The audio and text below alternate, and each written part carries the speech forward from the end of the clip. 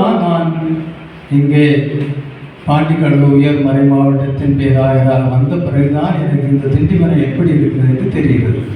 அதற்கு முன்னால் இந்த மையத்தில் இருந்துதான் மறைக்கல்வி இங்கு தயாரித்த மறைக்கல்வியை வட மாநிலத்தில் ஆக்ரா ரீஜனில் நாங்கள் இதை எடுத்து மொழிபெயர்த்து ஹிந்தியில் மொழிபெயர்த்து இப்போதும் அதைத்தான் அங்கே பயன்படுத்தி வருகின்றோம்.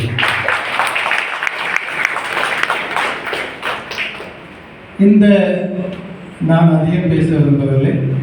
இந்த முப்படை மையமானது ஏதோ சொன்னார்கள் தாய் என்ற முப்படையில் இங்கு அருகில் உள்ள அந்த இது சென்டர் ஹியூமன் சென்டர் அது அந்த தாயினுடைய பிள்ளை என்று.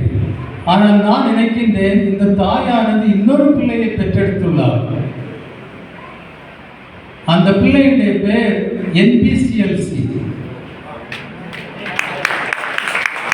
நம்முடைய சுவாமி அமலோரானந்த் இங்கே பணிபுரிந்து இங்கிருந்து அவருக்கு அனுபவம் கிடைத்து பெங்களூருக்கு போய் அங்கே அவர் டிஎன்பிசிஎல்சியின் குழந்தையான என்பிசிஎல்சியை தேசிய அளவில் அவர் அங்கே நிறுவனம் செய்தார். இது இந்த 50 ஆண்டு நிறைவு வரும் போது நாம் அதை நினைத்து பெருமைப்பட வேண்டிய ஒரு செய்தி என்று நான் கருதுகிறேன்.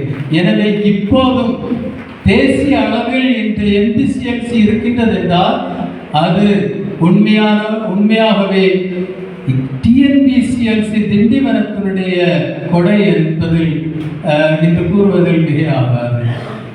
எனவே நாம் இந்த இறைவனுக்கு நன்றி செலுத்துவோம். இந்த கடந்த 50 ஆண்டுகளாக இங்கு நடைபெற்ற பணிகளை அட்டவணையிட்டால் அதிக நேரம் பேச வேண்டியதாக இருக்கும். அதை என் முன்னால் இருந்தவர்கள் பேசிவிட்டார்கள். அவர்கள் கூறிய எல்லா வாழ்த்துறைகளையும் ஒன்று சேர்த்து ஒருங்கிணைந்து நானும் அவர்களோடு இணைந்து உங்களை வாழ்த்துகிறேன். ஒட்டுமொத்தமாக இந்த முப்படை மையத்தில் நடைபெற்ற பணிகளை சீர்தூக்கி பார்க்கின்ற போது மறைக்கல்வி துறையில் நாம் சென்றிருக்க தூரமும் உயரமும் இந்தியாவில் வேறு எந்த ஆயர் பேரவையும் செல்லாத தூரத்தையும் அடையாத உயரத்தையும் பெற்றிருக்கின்றது.